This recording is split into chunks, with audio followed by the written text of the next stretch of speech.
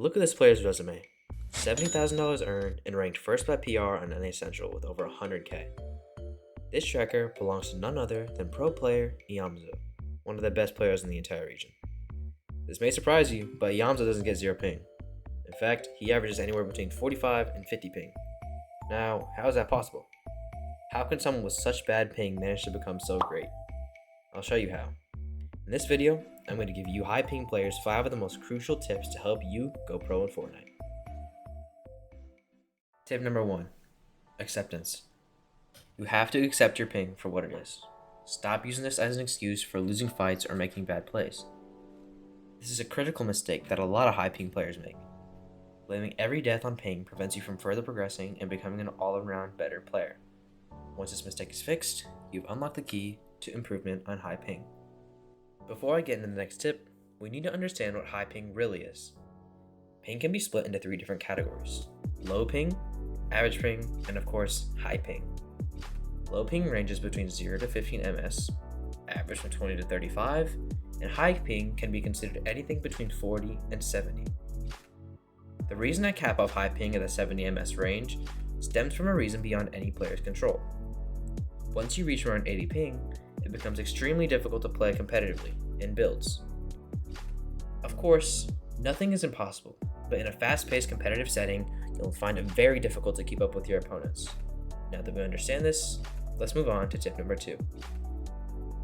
Tip number 2. Change your playstyle.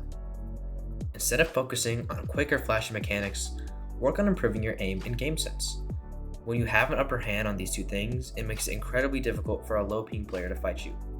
If you're on PC, applications such as Kovacs or Aim Labs will help you tremendously in the aim department.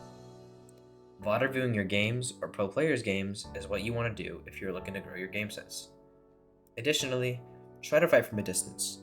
Start playing from multiple boxes away to give yourself that distance and ultimately that advantage. Tip number 3. Timing over speed. After that last tip, you're probably thinking to yourself, I still want to have good mechanics. Well, we all want to have flashy mechanics like Cooper or Polarized.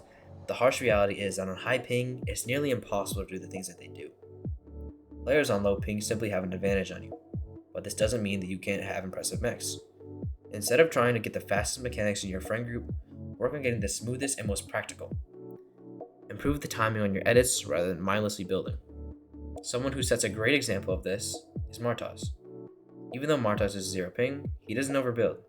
He opts uses materials wisely and attempts to outplay his opponents. This type of play is a lot easier to achieve for you high ping players. There's a great video posted by my good friend Giverson that goes deeper into harnessing your mechanics on bad ping. This video will be linked in the description. Tip number 4. Stop trying to hold or take walls. A big thing to remember when on high ping is that no matter how hard you try, you can't take walls. Speaking from experience, it's never a good idea to hold your wall with a low ping player smacking on it. The better option would be to instead either extend more boxes out behind you or look for a pre-fire on the opponent pressing your wall. Music 1v1s in practice is a good map for those of you that still need to learn how to pre-fire.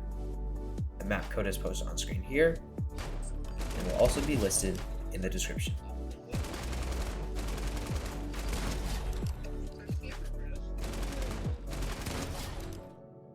Tip number 5.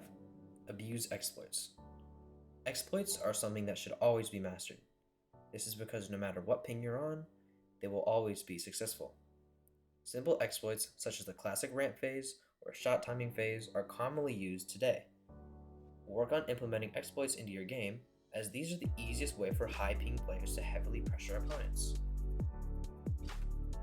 If you follow these 5 tips, you will without a doubt see exponential improvement in your fighting, game knowledge, and placements. Before you click off this video, I have one last thing to say. One of the simplest yet most crucial things when trying to go pro is making sure that you surround yourself with good players. And not only that, players who are just as motivated as you are. Join my competitive friend group with the Discord invite link at the top of the description. It's a great community where everyone is trying to go pro. With all that being said, I hope you gained something from watching my video. If you did, please consider subscribing or leaving a like to help me see the type of content I should post in the future. Thanks for watching.